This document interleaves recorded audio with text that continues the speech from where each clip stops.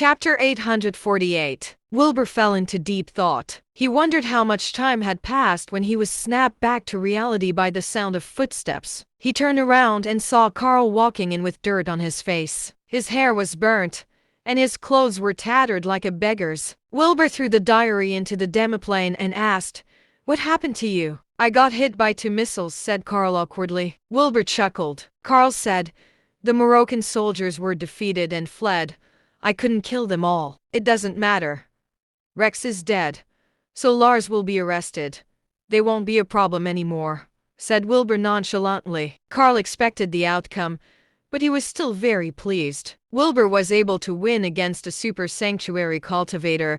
His powers were truly impressive. "Oh yeah, do you know a place called the Valley of Death?" asked Wilbur. Carl frowned, then shook his head after a while. Wilbur sighed slightly and said, "Let's go. You should head back to Saturn Village. I need to talk to some people." Carl nodded. Wilbur took out his phone from the demiplane and dialed a number. "Rex is dead. Half of the Moroccan soldiers are dead or injured, and the rest of them fled." He hung up after saying that and left the hill with Carl. Meanwhile, an armed squad quickly surrounded Lars' villa. Lars was arrested while he was sleeping.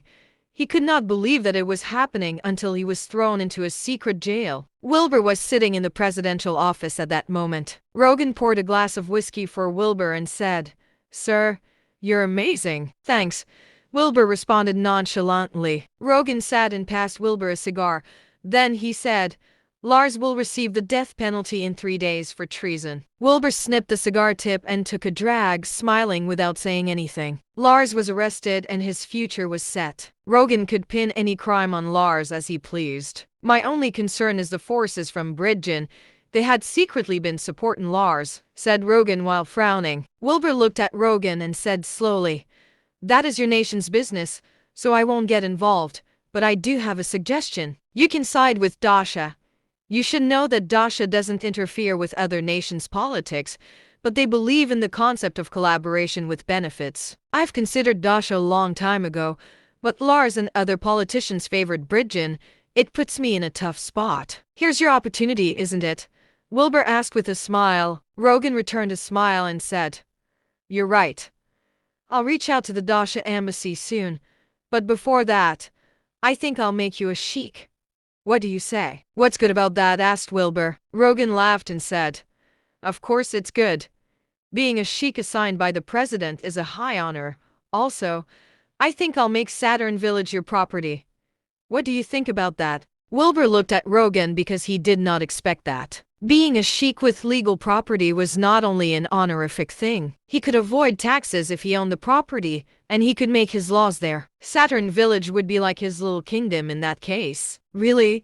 asked Wilbur while smiling. Rogan also smiled and said, "There's an old saying in Dasha, one must reciprocate favors. I know about that much." "Thanks then." Wilbur took advantage because of the Finders Keepers philosophy, so he immediately accepted the offer. Rogan smiled and said, "I have another question. What is your relationship to Everett Foreign Trade, sir?" Wilbur looked at Rogan and said slowly, "We're business partners." "Very well. Everett Foreign Trade will be given a series of benefits," said Rogan. Wilbur smiled and nodded. He said, "Oh yeah. Do you know about the Valley of Death?" Osborne on the side immediately looked surprised.